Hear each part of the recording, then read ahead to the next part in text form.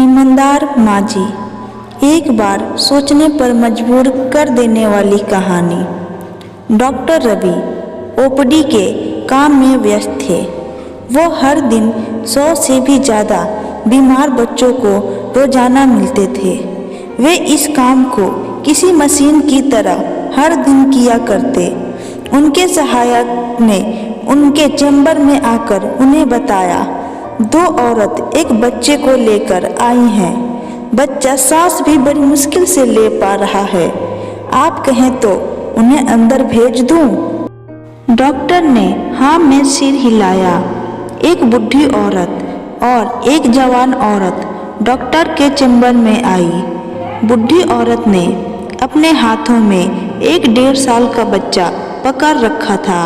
दोनों के मटमैले कपड़े और शारीरिक हालत देखकर डॉक्टर ने उनकी आर्थिक परिस्थिति को समझ लिया। डॉक्टर ने इशारे से दोनों को अपने टेबल के पास वाली कुर्सी पर बैठने को कहा। डॉक्टर ने पूछा, बताइए माँ जी, क्या हुआ है आपके बच्चे को? माँ जी बोली, 3 दिनों से मेरे बच्चे को जुकाम हो रखा है और आज तो बड़ी मुश्किल से सांस ले पा रहा है। साहब देखिए जरा, बड़ी तकलीफ में है मेरा लाल। डॉक्टर ने बच्चे पर ढके मैले कपड़े के टुकड़े को हटाकर देखा तो एक कुपोषण के कारण बहुत ही कमजोर, बिल्कुल हर पिंजर सा एक छोटा बच्चा डॉक्टर को दिखा। बच्चे की आधी आंख खुली थी, हाथ और पैर के नाखून भी सफेद पड़ चुके थे। फेफड़ों में तरल भरने की वजह से सांस लेने में तकलीफ, ये सभी लक्षण निमोनिया के थे। डॉक्टर ने माँ जी से कहा, देखिए माँ जी, बच्चे की हालत बहुत गंभीर है। उसे तुरंत शहर के बड़े सरकारी हॉस्पिटल में दाखिला करवाना पड़ेगा। हो सकता है वहाँ पर उसे श्वास के मशीन की ज़रूरत पड़े। वह मेरे पास नहीं है, लेकिन उस अस्पताल में है। आप इसे तुरंत वहाँ पर ले जाइए। माँ जी ने थोड़ा हिचकिचाते हुए कहा, हमें तो लगा था हम दवाइयाँ लेंगे और घर वापस लौट जाएंगे, इसलिए हम घर से सिर्फ 300 रुपये लेकर चले थे, जिसमें से 80 रुपये तो भाड़ा में ही खर्च हो गए। अब कैसे? डॉक्टर ने पहले ही उनको देखकर अंदाजा लगा लिया था उनकी समस्या क्या हो सकती है। आप चिंता मत कीजिए माँ जी, जहाँ मैं आपको भेज रहा हूँ वह सरकारी दवाखाना है और वहाँ पर गरीब लोगों का अच्छे से इलाज किया जाता है। आप ज़्यादा मत सोचिए और यह लीजिए, आप तुरंत जितनी जल्दी हो सके उस दवाखाना पहुँचिए। डॉक्टर ने अपने जेब से 500 रुपये निकालकर माँ जी की तरफ बढ़ाते हुए कहा। माँ जी ने डॉक्टर से पैसे लेने से मना कर दिया।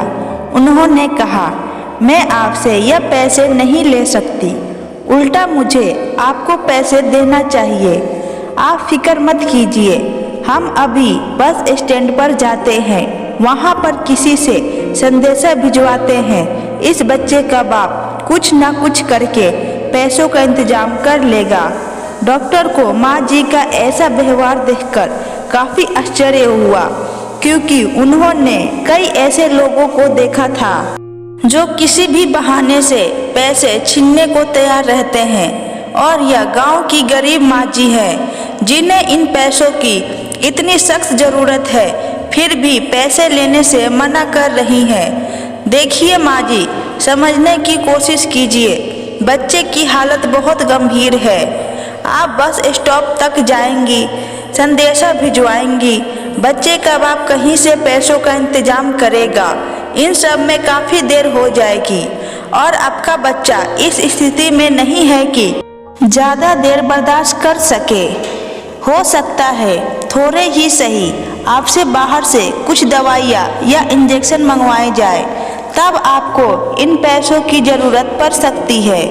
अब आप ज़्यादा सोचिए मत, समय ना गवाएं और भी पैसे की जरूरत पड़े तो हिचकिचाइए नहीं, मेरे पास आ जाइएगा।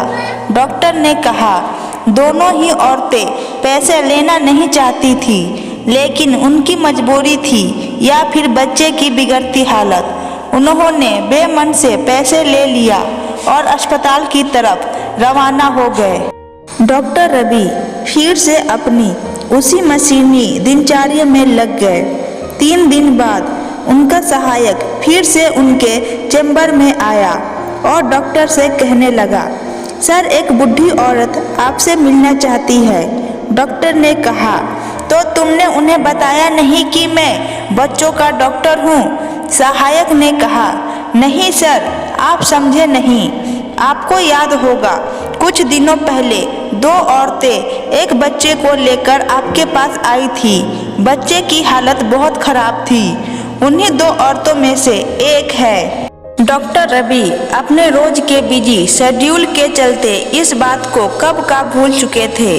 सहायक के बताने पर उन्हें याद आ गया और उन्हें लगा कि शायद उन्हें और पैसों की जरूरत पड़ी होगी, इसलिए आई होंगी। उन्होंने उस माँ जी को अंदर भेजने के लिए कहा।